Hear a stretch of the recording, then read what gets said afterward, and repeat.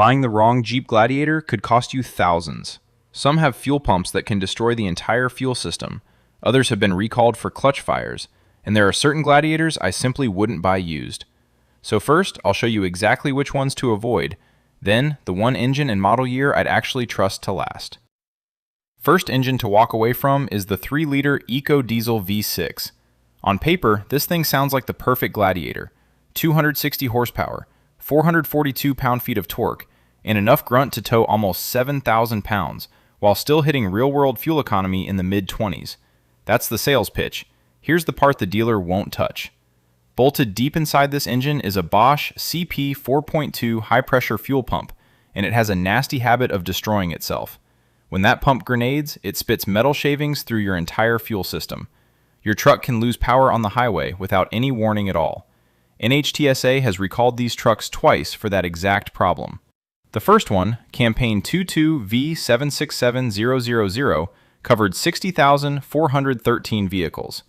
That second recall, Campaign 23V263000, added another 45,832 on top of it. Owner letters went out in October of 2023, and some forum owners are still waiting for the replacement pump more than 2 years later. That's how backed up the parts pipeline got. Now, here's why this pump keeps failing in the first place. The CP 4.2 was designed for European diesel, which has way more lubricity than American fuel. It literally starves itself on our stuff. There's an active class action against Bosch, FCA, GM, and Ford right now, and attorneys say the repair often runs into the 5 figures on a private tow. That's not a fix. That's a car payment for a whole year on a truck you already own. But the pump isn't even the biggest reason to run. In June of 2022, FCA pleaded guilty to a criminal felony for cheating on diesel emissions in the earlier EcoDiesel V6. The company paid a $96 million fine plus $203 million in forfeiture. That's roughly $300 million total, plus 3 years of federal probation. Yes, that case covered the 2014 to 2016 Grand Cherokee and Ram, not the Gladiator directly.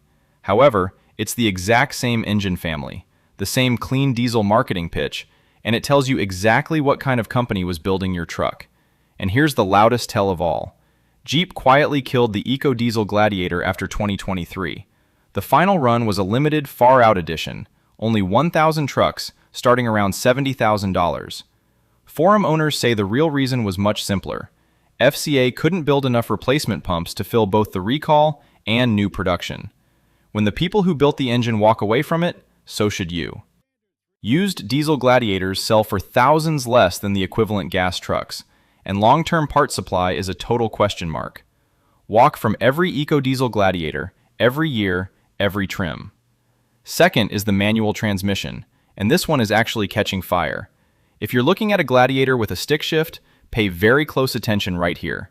The pressure plate inside your clutch can overheat, crack, and start a real fire in your engine bay while you're driving down the road. That's not a small deal. Chrysler has recalled these trucks for that exact problem 3 separate times, and each recall covered more vehicles than the last one. The first was Campaign 20V124000, covering just over 33,000 trucks back in April of 2020. Then came 21V028000 with a software patch that clearly didn't work. The final recall, Campaign 23V116000, covers over 69,000 2018 to 2023 Wranglers and 2020 to 2023 Gladiators with the manual gearbox. This time, the fix isn't software. Dealers physically swapped the entire clutch because software was never going to stop a pressure plate from cracking under real load. If you're not into rowing gears anyway, this one is easy. Just buy the automatic. But if you love the manual, buy the truck only if you can prove that final recall has been closed on paper with a signed dealer receipt. No paperwork, no deal. Quick pause. If you want to keep your Jeep running strong for hundreds of thousands of miles, check out my 500,000-mile Jeep blueprint. It covers the maintenance, common problems, and mistakes every Jeep owner should know. I'll leave the link in the description below. Then there's the fire recall that scared the whole country. In June of 2026, NHTSA hit Jeep with the biggest recall the Gladiator lineup has ever seen.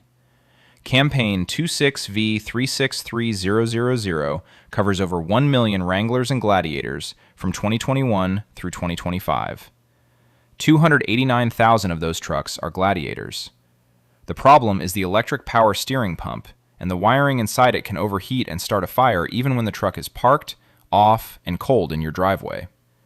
NHTSA reports 51 fires and 1 confirmed injury tied to this exact issue. Read that again. The government literally told owners to park these trucks outside, away from other cars, away from any building, and away from anything flammable until the fix is done. That's not a warning label. That's a park outside order on a truck you paid $50 grand for. Owner letters aren't even scheduled to go out until July of 2026, so a lot of owners don't even know their driveway is a fire risk right now. And this is happening at the worst possible time for Jeep. Gladiator sales have been in free fall. 89,000 trucks sold in 2021 dropped to just 42,000 by 2024, and Stellantis paused production at the Toledo plant in spring of 2025 to align inventory with demand. Translation: they built too many, nobody's buying, and dealers are drowning in unsold trucks. The 4xe plug-in hybrid version got canceled in September of 2025 before it even reached production. That's a whole model line killed. Even the manual transmission got axed for 2025, so now every new Gladiator is automatic only. So if you're buying used, force the dealer to prove that fire recall is closed before you sign anything. No exceptions on this one. So let's talk about the engine I'd actually spend my own money on, the 3.6 Pentastar V6. This is the engine every smart Gladiator buyer wants under the hood. 285 horsepower, 260 pound-feet of torque, and up to 7,600 pounds of towing. It runs on regular gas, not premium and not diesel. There's no turbo to blow up, no supercharger to bankrupt you, no plug-in battery to catch fire, and no European fuel pump grinding itself apart on American diesel. The Pentastar is the third generation of an engine family Stellantis has been building since 2011. That's more than a decade of finding every bug and patching it. Modern Pentastars comfortably run past 200,000 miles with just regular maintenance. Some in taxi and fleet duty have crossed 600,000 on the original short block. Real owners are already proving it on the Gladiator forums. One owner rolled past 109,000 miles on a 2020 Gladiator, just oil changes and 1 battery. Another owner is closing in on 90,000 miles on a 2021 Rubicon with 0 engine issues. Every Gladiator forum says the same thing. If you don't mess with the Pentastar just keeps running. Try that with the EcoDiesel and you're on your second fuel pump before you hit 100,000 miles. But this engine has one real weak spot you have to know about. It's called the oil cooler housing. The part sits right on top of the engine, and Jeep built it out of glass-filled plastic. Over years of heat cycles, that plastic gets brittle, cracks open, and starts leaking oil straight down the block. Sometimes it dumps coolant into your oil too. That's a much bigger problem. A shop repair runs around $800, or $1,100 at a dealer. The permanent fix is a Dorman aluminum housing for about $100. Any decent mechanic bolts it on in an afternoon, and you never worry about that leak again. The other thing worth knowing is the transmission. Your Pentastar pairs with either the 6-speed manual we already covered or the ZF8HP75 automatic. That 8-speed is one of the best truck transmissions ever built. It's the same family used in Rolls-Royces, BMWs, and Ram 1500s. Just get the automatic. It shifts smoother, it holds value better, and it skips the entire clutch fire recall in one move. The year you should actually hunt for is 2023, and let me explain exactly why. Skip 2020 completely. That was the launch year, and every new Jeep launch has bugs. The 2020 model has the highest recall count in the entire lineup, the worst rating on car complaints for any Gladiator, and it's the year most tied to the death wobble problem you may have heard about at some point. Just avoid it. Then be careful with 2021. Sales peaked at 89,000 trucks that year, but the fuel pump problem on the diesel and the clutch fire problem on the manual both hit hardest in 2021. There was also a warranty action for right rear axle seals leaking, where dealers had to swap out the entire axle shaft to actually stop the leak. Not a cheap fix. The real sweet spot is 2022 and 2023. By then, Jeep had ironed out the axle seal and refined the interior. The 2022 model got a new 8.4-inch infotainment screen standard, which is a huge upgrade over the tiny factory unit in earlier trucks. J.D. Power gives the 2023 model year an 85 score straight from real owners, one of the strongest in the entire Gladiator run. By 2023, the clutch recall had a real fix in the pipeline too, so even stick-shift trucks became viable with clean paperwork. Grab a 2023 Sport S or Rubicon with the Pentastar and the automatic. You're driving away with the safest version of this truck ever built. For anything 2024 and newer, it's still too early. Give the restyle a couple more years to shake out. But you also need to know about the death wobble lawsuit. If a used Jeep Gladiator hits a bump at highway speed and the steering wheel starts shaking violently in your hands, that's the death wobble. It's real. It's caused by the solid front axle design and the way the steering components wear over time. There's a class action lawsuit that got final approval from Judge Mark Goldsmith in June of 2023, covering roughly 1.1 million owners of 2018 to 2020 Wranglers and 2020 Gladiators. Huge chunk of the market.